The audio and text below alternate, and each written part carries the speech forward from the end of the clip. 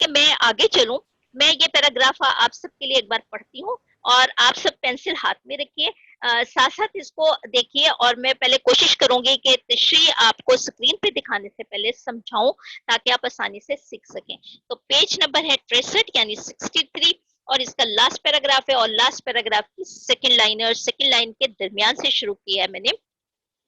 تو پلیز آپ اپنی پینسلیں ہاتھ میں سنبھال لیجیے، اپنی کتابیں کھول لیجیے، اپنی نوٹ بک پاس رکھ لیجیے، اور ساتھ ساتھ پھر میں اب پڑھ رہی ہوں تو آپ بھی پینسل کے ساتھ اس کو ریڈ آؤٹ کیجیے۔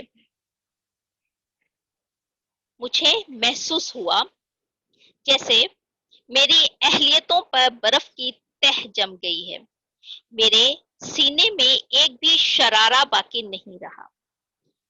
یہ احساس میرے لیے سہانے روح ثابت ہو رہا تھا کہ اپنے جگر کا خون دے دے کر میں نے فن کی جس شمع کو اب تک روشن رکھا ہے، اس کا مقصد آپ کی شاندار کوٹھی اور آپ کی شخصیت کو جگمگانے کے علاوہ اور کچھ بھی نہیں۔ ایک فنکار یہ کبھی برداشت نہیں کر سکتا کہ اس کا فن اپنا اصلی جوہر کھو کر کسی کے لیے محض ایک ذریعہ شہرت بن جائے۔ اس میں تمام جتنے مشکل الفاظ ہیں وہ آپ سب کو واضح کر دیے گئے ہیں۔ اب اگر پیراگراف کو دھیان سے سمجھنے کی کوشش کی جائے تو اس میں دو تین باتیں ہمارے سامنے آتی ہیں۔ پہلی بات تو یہ کہ اختر جو کہ باقاعدہ ایک سیٹ تجمل کے پاس کام کر رہا ہے، اور اس نے اپنے دولت کے بلبوتے پر اس کے فن کو خرید لیا ہے۔ اگرچہ اختر جو ہے وہ اپنی غربت بھری زندگی سے تنگ تھا، اور وہ اس بات کو خود سے راضی ہوا، خود سے مانا کہ وہ سیٹ تجمل کے لیے کام کرے گا، لیکن ظاہر ہے انسان کے پاس ضمیر جیسی ایک چیز موجود ہوتی ہے، تو وہ ضمیر جو ہے اس کا وقت گزرنے کے ساتھ ساتھ جو وقتی طور پہ دولت کی چمک دمک دیکھ کر مروب ہو کر خاموش ہو گیا تھا، وہ پھر سے جاگ اٹھا۔ اور یہاں پہ چونکہ ضمیر جاگ گیا تو اب اس کو مسلسل یہ احساس ہو رہا ہے کہ اس سے غلطی ہو گئی ہے، اور سیٹ تجمل جو ہے وہ اس کے فن کے ذریعے اپنی شہرت کو مزید بڑھاوا دے رہا ہے، اور ساتھ ساتھ اس کی جو تصویریں ہیں ان کو تحفتاً دے کر دوسروں پر احسان کرنے کی کوشش کر رہا ہے۔ تو اس احساس نے جو اس کے اندر کام کرنے کی صلاحیت تھی اس کو آہستہ آہستہ ختم کرنا شروع کر دیا۔ اس کے اندر وہ صلاحیتیں جو ان کو فن کو تخلیق کرنے کے لیے موجود تھیں وہ ختم ہونا شروع ہو گئیں، اور اس کو ایسا لگا جیسے اس کے اوپر برف کی تہ جم گئی ہے۔ برف کی تہ آپ کو پتہ ہے نا، جب جم جاتی ہے تو کسی چیز کو منجمد کر دیتی ہے، تو پھر وہ چیز جو ہے وہ ہلنے جلنے کے قابل نہیں رہتی۔ بالکل اسی طرح اختر کو یہ محسوس ہوا کہ جیسے اس کی صلاحیتوں پر برف کی تہ جم گئی ہے، منجمد ہو گئی ہیں اس کی صلاحیتیں، اور اب اس کے سینے میں ایک چنگاری بھی فن کو تخلیق کرنے کے لیے باقی نہیں رہی ہے۔ تو کیونکہ اس کو یہ احساس جو ہے بہت تکلیف دے رہا تھا کہ میں اتنی محنت کر کے فن پارے تخلیق کرتا ہوں، اور اسے تو اس سے تجمل اپنی شہرت کے لیے استعمال کر رہا ہے، تو یہ اس کو بات جو ہے بہت تکلیف دے رہی تھی۔ تو نتیجتاً کیا ہوا، اس نے فن کو تخلیق کرنا ختم کر دیا کیونکہ اس کی صلاحیتیں ختم ہو گئی، اور اس کی جگہ اس نے نیازی کو استعمال کرنا شروع کر دیا۔ نیازی بھی اس کا دوست تھا، اور وہ بھی غریب تھا، اس میں بھی فنکارانہ صلاحیتیں موجود تھیں، تو وہ اس کے ذریعے جو ہے اپنے فن کو مزید آگے بڑھانے لگا، بجائے اس کے کہ اپنے فن پارے تخلیق کرتا۔ تو یہاں تک اس پیراگراف میں تقریباً کچھ اس طرح کی بات بتائی گئی۔ اب ہم اس کو دیکھتے ہیں، اور میرا خیال ہے کہ یہی بات آپ کو بھی سمجھ میں آ گئی ہوگی۔ چلیے، تو آپ سب کو معلوم ہے کہ پیراگراف کی تشریح ہم کس طرح کرتے ہیں، تو وہ اس میں پیراگراف کی تشریح دو طرح سے کی جاتی ہے، یا تو اگر سادہ سوال ہو کہ دیے گئے پیراگراف کی تشریح کیجیے اور ما حوالے متن کیجیے، نیز مصنف اور سبق کا نام تحریر کیجیے، تو اس میں سیاق و سباق نہیں پوچھا گیا ہے، تو پھر ہم سیاق و سباق کی علیحدہ ہیڈنگ نہیں دیتے، اس کو ہم تشریح کے ساتھ ہی مرج کر دیتے ہیں، مکس کر کے لکھ دیتے ہیں۔ لیکن اگر لکھا ہو سوال میں کہ دیے گئے پیراگراف کی تشریح ماں حوالے متن کیجیے، نیز مصنف اور سبق کا نام لکھے، سیاق و سباق تحریر کیجیے، تو پھر ضروری ہے کہ سیاق و سباق کو علیحدہ ہیڈنگ کے ساتھ لکھ دیا جائے۔ تو یہاں پر پیراگراف آپ کے سامنے ہے، میں نے مختصراً یہاں پہ لکھا ہے، اور اب ہم اس کو دیکھتے ہیں کہ ہم حل کیسے کریں گے۔ تو چونکہ حوالے متن پہلے آتا ہے، آپ سب جانتے ہیں اس کو، اور اس کے بعد ہم لکھتے ہیں سبق کا عنوان۔ سبق کا نام نہیں لکھنا ہے، سبق کا عنوان لکھنا ہے، اس بات کو پیش نظر رکھیے گا۔ تو سبق کا عنوان ہمارے پاس ہے لہو او قالین، اور مصنف کا نام جو ہے وہ مرزا ادیب ہے۔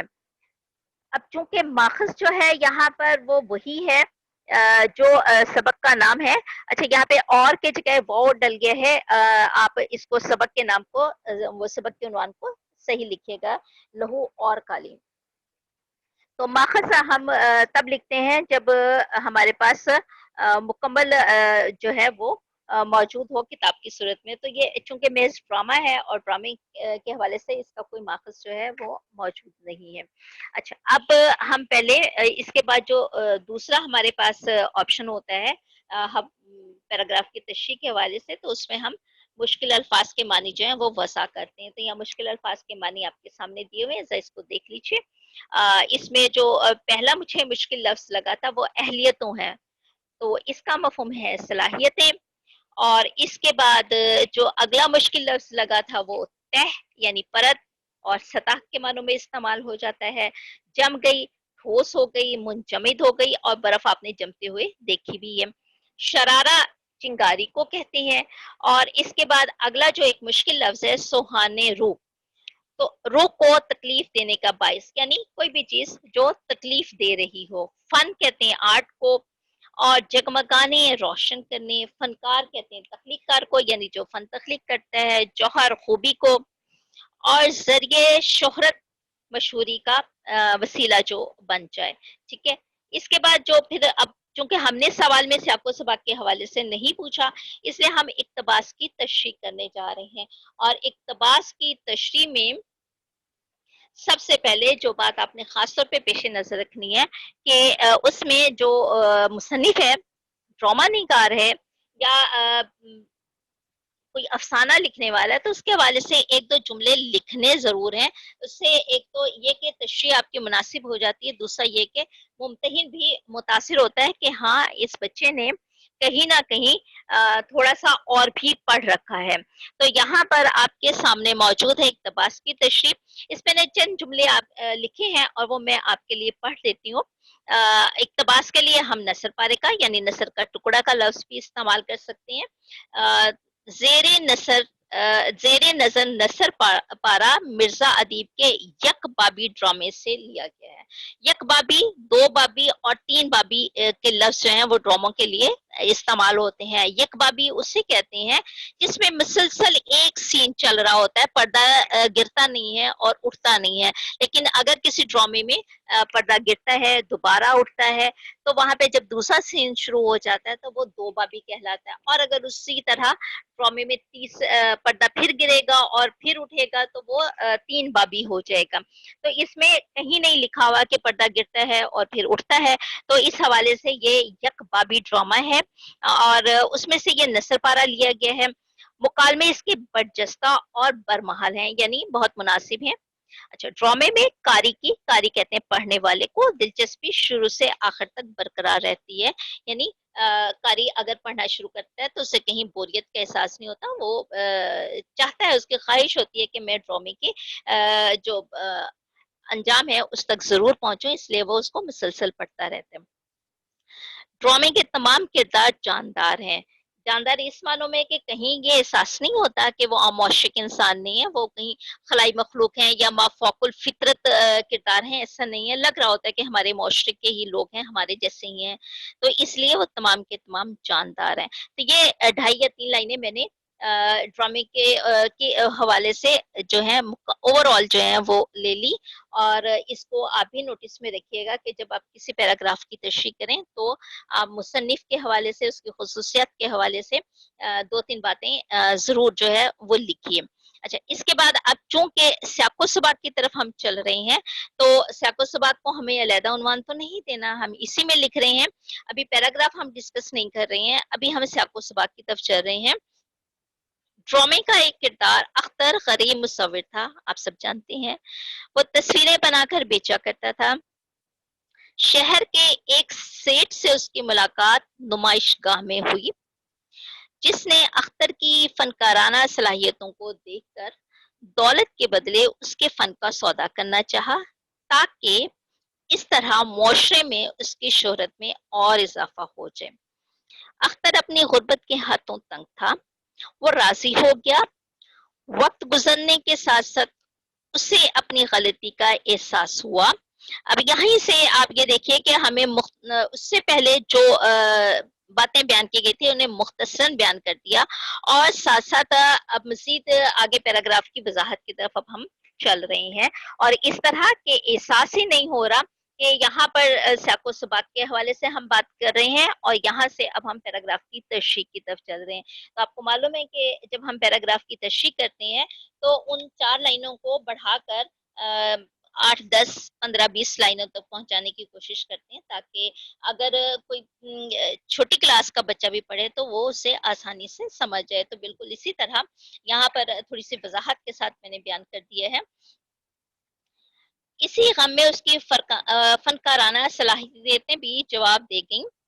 سیٹ کی فرمائشوں کو پورا کرنے کے لیے وہ اپنے دوست نیازی سے مدد لینے لگا، لیکن جب اس کے دوست نیازی نے خودکشی کر لی تو اس کے ضمیر کی خلش نے اسے چین نہ لینے دیا، اور اس نے فیصلہ کر لیا کہ اب وہ مزید استحصال کا شکار نہیں ہوگا، وہ سیٹ کو چھوڑ کر چلا جائے گا. اختر نے جب اپنے ان خیالات کے اظہار سیٹ کے سامنے کیا تو وہ سخت ناراض ہوا، اسے پاگل اور بے وقوف قرار دینے لگا. اور جب یہ حقیقت کھل کے سامنے آئی کہ تمام کی تمام تصویریں اختر کی نہیں بلکہ نیازی کی تخلیق تھیں تو اسے شدید صدمہ پہنچا کہ اختر نے اسے اب تک دھوکے میں رکھا. اختر نے وضاحت کی کہ میری صلاحیتیں اس احساس کے ساتھ ہی ختم ہو گئی تھیں کہ آپ اپنی امارت اور شخصیت کی نمائش کے لیے میری ذات اور فن کا استعمال کر رہے ہیں. یہ احساس میرے دل و دماغ میں دن رات کچوکے لگا رہا تھا. یہ سوچ سوچ کر میرا سکون برباد ہو گیا تھا کہ جو فن پارے میں انتہائی محنت سے تخلیق کرتا ہوں ان کا مقصد آپ کی عظمت اور شہرت کو چار چاند لگانا تھا، آپ کی ہر دل عزیزی میں اضافہ کرنا تھا، تو یہ مجھ سے برداشت نہ ہو سکا. فن کا مقصد تخلیق تو انسانیت کی خدمت ہوتا ہے. یہ میں کیسے تسلیم کر لیتا کہ میری تخلیقات اپنے اصل مقصد کو چھوڑ کر کسی کی شہرت حاصل کرنے کا ذریعہ بن جائیں. انہی خیالات نے میری صلاحیتوں پر مہر لگا دی. مجھے اب یوں محسوس ہوتا ہے کہ مجھے اب یوں محسوس ہوتا ہے کہ میں کچھ بھی تخلیق کرنے کے قابل نہیں رہا. تم ناصف نیازی کے قاتل ہو. یہ یہاں پر وہ اب چونکہ ہمیں سیاق کا مطلب ہوتا ہے پچھلا اور سباق کا مطلب ہوتا ہے آگے، تو اب ہمیں پیراگراف کی تشریح کے حوالے سے وضاحت ہو گئی ہے. اب ہم نے اس کو جو لاسٹ کی 2-3 لائنیں ہیں وہ اس سے آگے جو بیان ہے اس کے حوالے سے بیان کر کے اپنے پیراگراف کی تشریح کو ختم کرنا ہے. تم نہ صرف نیازی کے قاتل ہو بلکہ میری تخلیقی صلاحیتوں کے بھی قاتل ہو. میں اب تمہارے ساتھ نہیں رہ سکتا. یہ سن کر تجمل اسے گھر سے نکال دینے کا حکم دیتا ہے اور اختر جاتے ہوئے اسے خبردار کرتا ہے کہ وہ خاموش نہیں بیٹھے گا. تو یہ ایک نمونے کی تشریح تھی اور یقیناً آپ سب کو تھوڑی بہت کہیں نہ کہیں سمجھ آ گئی ہوگی. تو اس حوالے سے اب آپ نے کوشش کرنی ہے کہ مزید جو اس سبق میں مشکل آپ کو لگ رہے ہوں پیراگراف، ان کی تشریح خود سے کر کے دیکھیے گا، تاکہ آپ پر مزید اس سبق کے حوالے سے جو باتیں ہیں وہ واضح ہو جائیں۔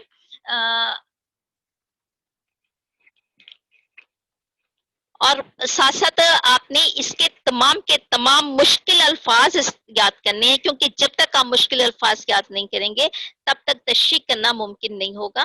اگرچہ سبق بہت آسان ہے اور سمجھ بھی آ رہا ہے، لیکن اگر آپ مشکل الفاظ یاد نہیں کریں گے تو پھر تھوڑا مشکل ہو جائے گی۔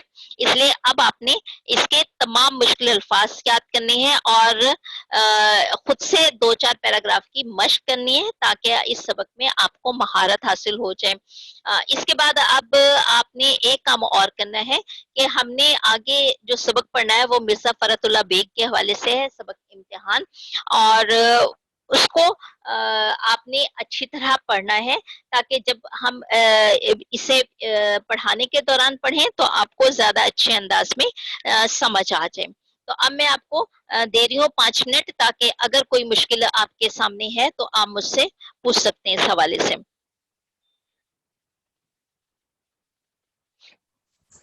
ایکسکیوز می ٹیچر، جی بیٹا۔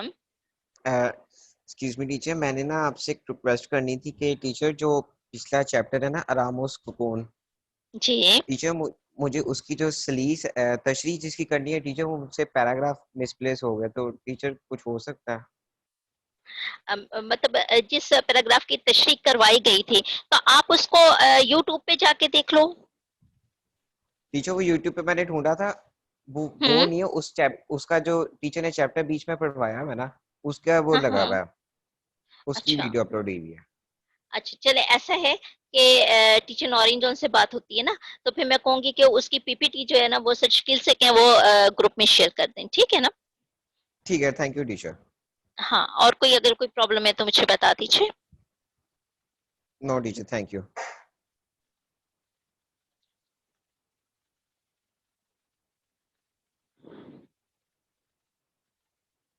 اوکے ڈیئر، پھر God bless you, God bless you all. Sir please recording روک دیجیے۔